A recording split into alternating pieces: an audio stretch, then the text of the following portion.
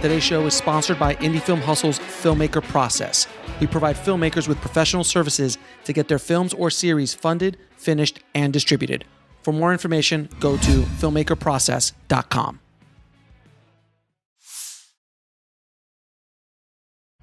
Yeah, you've worked with a lot of up-and-coming actors, like from Denzel, Brad Pitt, Matt Damon in Courage Under Fire. You have a heck of an eye.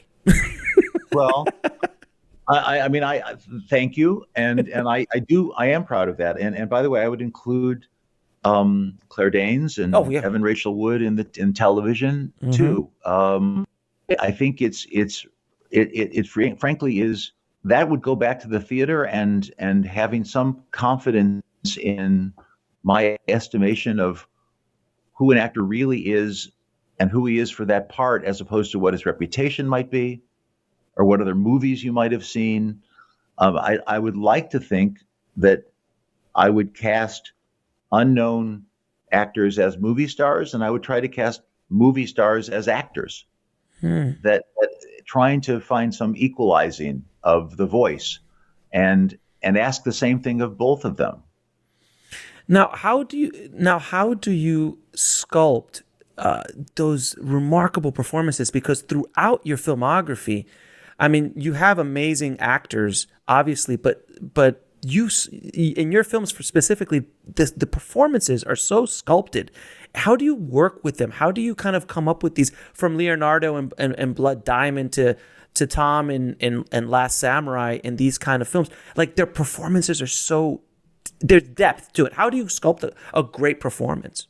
I think it begins with a kind of trust that has to be earned. And I think that comes out of some set of conversations that begin, and they begin very early. Sometimes it's doing research together. Sometimes it's doing physical things. Denzel and I mean, the guys, even all of them in the tent, as they were learning how to, load a musket and do drills with the reenactors, or Tom working with the sword, or drinking Jägermeister with Leonardo, with guys who had been in the South African Defense Forces. There's a building of vocabulary and trust that's part of it. I think there's also a commitment to honesty, about not bullshitting an actor or a movie star about what they're doing, and not being the person whose job it is to suck their cock, but rather to really demand something of them. Right. Because you've done the work, and the truth is they want to do the work. And I think, obviously, over time, when you've done a certain number of performances, actors might come there knowing that you might have some notion of what you're doing, right, and how to get them there. But by the way, you evoke Nina, and there's a very, very good example of something that things I might have heard her talk about when I was 22.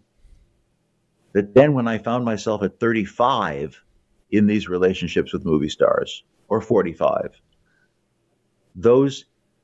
that's when a lot of that stuff came in handy, because she had worked with Monty Clift, and she had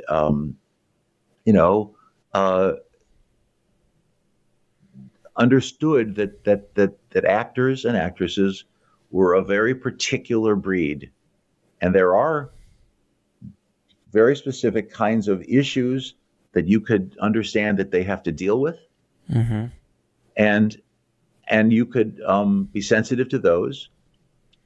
And then one other thing, I think, and that is, maybe it's going to sound a little bit woo-woo, but I think that directing that I believe, there's a certain amount of exchange that happens, a kind of my experience of the material, first, say, as a writer, or even breaking it down just as a director of someone else's work, but that as I approach it, I want to understand the nature of the experience that the actor is going through. And when I go and talk to that actor, somewhere in me, I'm also communicating to him or her what I believe the nature of that experience to be. And it might be the tone of my voice. It might be a touch on the shoulder. It might be my posture. It might just be the intensity and the sweat. I don't know what it is, but I think that there is some willingness to go deep and to understand where that actor wants to get to, and to create an ambience where that actor can be comfortable to discover something and to feel like they have the time to discover it. A lot of what you do as a director is anti-entropic, push away all the entropy of life, of noise and traffic and pressure and your watch is to give them at least the illusion that they have a safe space, right, in which they can create. And something that I talked a lot to Steven Soderbergh about when we worked together is creating a circumstance in which the default is truth, which is to say, the script and what you're asking the actor to do is to not make some ridiculous transition in 2 lines, is not to have to give a long expository speech for no reason, to have a costume that feels right, to have a set that feels like it's real, to not ask them not to stage things in a way as to be arbitrary for the camera, but to have let life in to that process. And as a director, however much I prep, there's no substitute for me sitting there and letting them play and experiment and discovering myself, even things I might not have known, because there is life happening in front of me.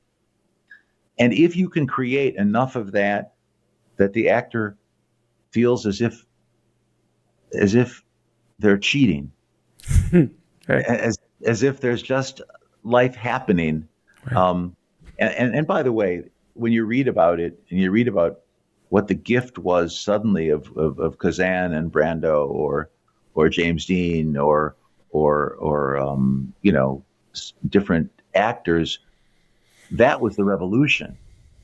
The revolution was bringing life onto the stage and in front of the screen that was not very different than the life we know it to be. It's just that life put into extreme circumstances. And I think the 2 words that really sum up the performances I've seen in your films is depth and truth. There's substance.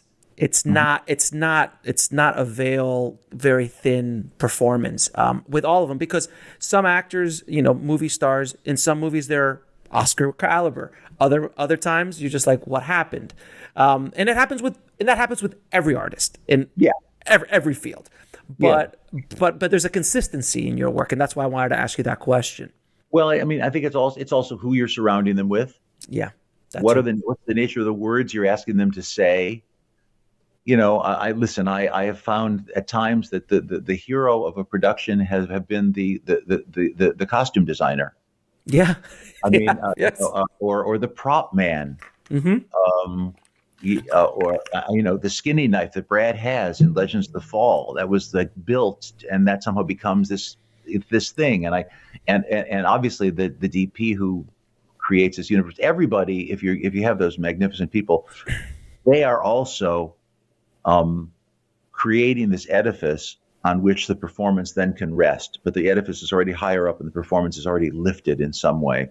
So it's about everybody else too, and it's not just me.